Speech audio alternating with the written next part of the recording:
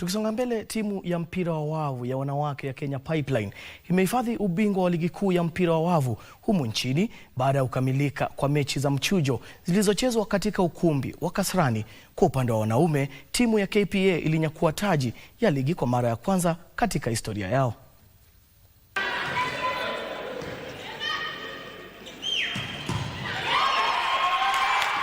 Timu ya wanawake ya Kenya Pipeline imehifadhi taji yao ya ligi kuu ya mpira wa wavu baada ya kuishinda Kenya Prisons katika fainali iliyohusisha mechi tatu.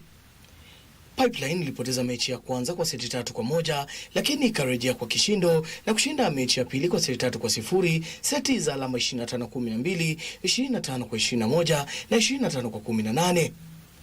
Katika mechi ya mwisho ya kuamua bingwa, Pipeline ilibuka mshindi kwa seti 3-0, seti za alama 25-22, 25-23 na 25-22 na kutoa taji hilo kwa mwaka wa pili mfululizo kwa ushindi wa jumla wa alama 2-1.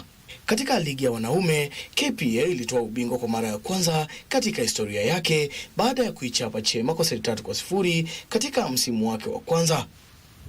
Sasa macho yote yanaelekezwa kwenye mechi za robo fainali za Kenya Cup zitakazoanza Ijumaa hii.